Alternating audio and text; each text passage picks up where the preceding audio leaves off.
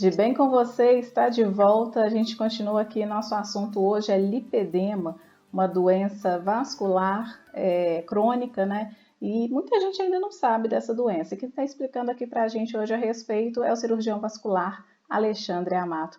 Doutor Alexandre, lipedema é muito parecido às palavras, né? Lipedema e linfedema são duas palavras muito parecidas, né? Queria que o senhor mostrasse, falasse para a gente a diferença entre uma e outra. Então, vamos lá. Eu considero que esse nome é maldito, né? O lipedema. Foi um erro de marketing do primeiro médico. Tinha que ter bolado um nome diferente. Nunca ter dado um nome tão parecido com linfedema. O lipedema é um depósito de gordura. Essa gordura tem uma sensação de inchaço, de edema, que poupa mãos e poupa pés e acomete braços e pernas, sempre de forma simétrica. Então, o lado esquerdo vai ser igual ao lado direito. Enquanto isso, o linfedema é um depósito de líquido no interstício, entre as células, né? E normalmente ele vai acometer um membro, então o membro superior direito, ou esquerdo, ou a perna direita, ou a perna esquerda, não tem essa simetria. Então, ele é assimétrico. Uma perna vai ser diferente da outra, um braço vai ser diferente do outro. Uhum. Lipedema simétrico, linfedema assimétrico. O linfedema, ele pode acometer homens e mulheres. Como a gente já conversou antes, o lipedema é quase que exclusivo de mulheres, mas até pode acometer homem, mas é bem mais raro. O lipedema, então, que tem aquele aspecto de celulite e tudo, ocorre depois de mudanças hormonais na mulher. Então, puberdade, gravidez, menopausa são os principais. O linfedema, ele pode ser primário, que é aquele que a pessoa nasce com ele e que é mais raro, ou o secundário, que é o mais frequente. Ele é secundário normalmente a um trauma ou a uma infecção. Então, são pessoas que fizeram uma cirurgia de mama, vai ter o linfedema no braço. Ou que tiveram erisipela na perna, vai ter um linfedema nessa perna. Essas são as características do início da doença. Agora, o lipedema, ele é pouco influenciado pela dieta e exercício, tá? No linfedema tem um impacto maior aí com uma restrição calórica, embora tenha trabalhos mostrando aí que a dieta cetogênica, ela tem uma boa eficácia em ambos, tá? O inchaço do lipedema é aquele que você aperta e forma, do linfedema é o que você aperta e forma buraco, e o do lipedema não, você aperta e ele não forma buraco, tá? Ele é não depressível. Uhum. Uma característica assim importantíssima é a dor. O lipedema dói, o lipedema tem a sensibilidade ao toque, o linfedema não, a não ser que esteja com infecção, com alguma coisa assim, porque realmente não costuma doer. No linfedema pode ter, eu já comentei a história de erisipela, né? Enquanto no lipedema pode ter a celulite estética, não a infecciosa. Essas são as características principais. Uhum. E no caso, os dois são tratados com o mesmo especialista, né, com o angiologista, ou não?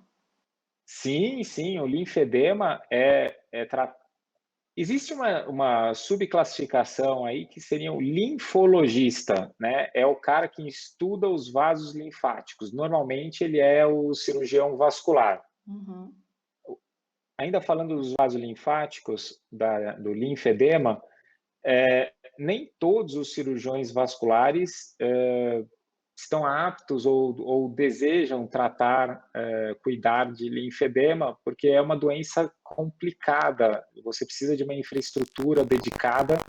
Agora, o lipedema é uma doença que envolve o sistema linfático e envolve o tecido gorduroso. É uma doença com queixas essencialmente similares à doença vascular, similares à doença venosa, varizes. Então, é o paciente que vai chegar para o cirurgião vascular. Então, para mim, é essencial que todos os cirurgiões vasculares tenham a capacidade de diagnosticar o lipedema. Mas, infelizmente, não é verdade, porque é um tema, um assunto que não é dado nas universidades. Eu sou, Uhum. a não ser, bom, eu sou professor da Universidade de Santo Amaro. Eu faço questão de falar sobre lipedema para os meus alunos já há alguns anos. Então, eles saem da universidade pelo menos tendo ouvido falar de lipedema, mas eu sei que em outras faculdades não é assim, porque não foi para mim na minha época. Uhum. Então, é um assunto que foi deixado de lado por muito tempo. Então, infelizmente, a gente necessita de mais profissionais aptos a diagnosticar e tratar o lipedema. Por isso, a gente montou a associação, que é a Associação Brasileira de Lipedema, é uma associação sem fins lucrativos, onde a gente promove a doença, a gente divulga a doença e a gente promove também dentro do meio médico. Então, para que os colegas sintam a necessidade de se aprofundar nesse assunto. Uhum. Tem que fazer uma capacitação, além da reciclagem, né, tão necessária, tem que fazer uma capacitação mesmo dos colegas, porque eu imagino, doutor, a doença tem algumas etapas, e eu imagino que algumas pacientes cheguem em etapas mais adiantadas por falta desse diagnóstico precoce, correto? Sim, por outro lado, o diagnóstico precoce evita a progressão da doença. Uhum, Ninguém dorme e acorda numa fase super avançada. Isso aí é uma evolução de uma vida toda. sim. Então, se a gente diagnostica, o que eu comentei, né, que eu consigo ver algumas crianças que eu acho que vai ter lipedema desde cedo, né, é achismo meu. Mas não custa nada já colocar na cabeça dessas crianças para ter hábitos de vida saudáveis, né? É, Imagina fazer o diagnóstico em numa escola, né? Você vai lá, examina a perninha de todas as crianças, assim, ó, vocês vão ter que incentivar mais aqui esporte na água, vamos ter mais aula de alimentação. Eu não sei, mas tudo que a gente faz para prevenção seria ótimo.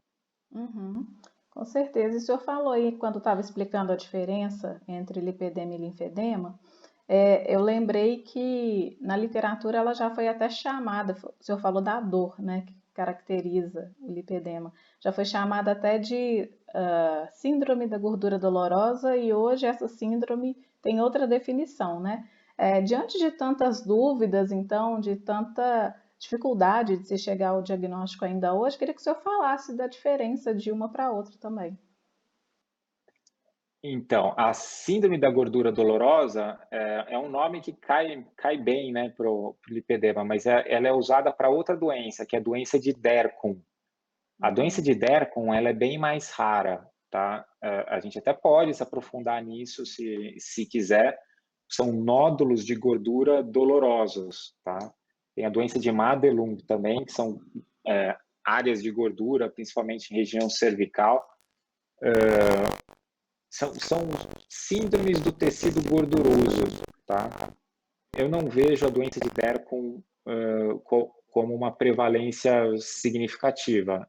Assim, mas estando com um problema de algum tecido gorduroso que está doendo, tem que investigar. uhum. E pode ser na perna, coxa, são, pode aparecer em qualquer lugar. Sim.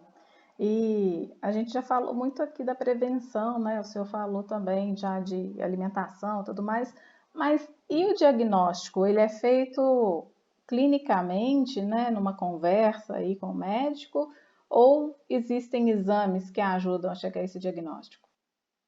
Ok.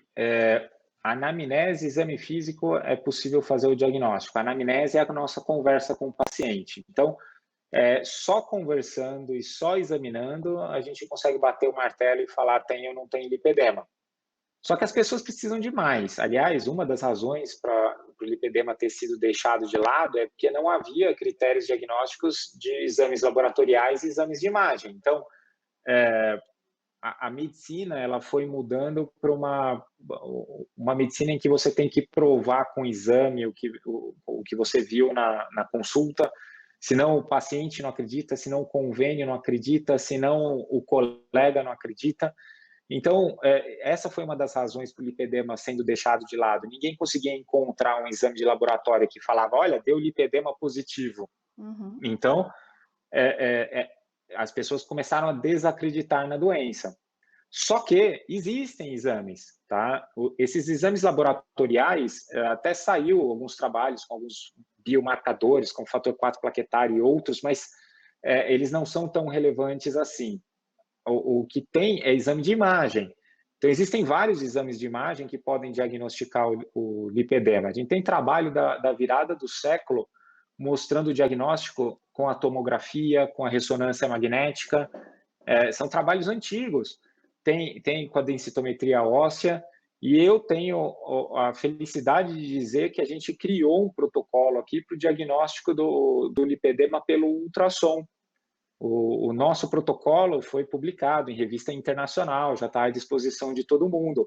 Então, você consegue fazer o diagnóstico fazendo um ultrassom simples da perna, usando a espessura da pele e tecido gorduroso para chegar nesse diagnóstico. Uhum. E tendo esse diagnóstico, doutor, como é que é feito o tratamento do lipedema? Então, o tratamento tem o tratamento invasivo e tem o tratamento conservador, tá? Um não exclui o outro.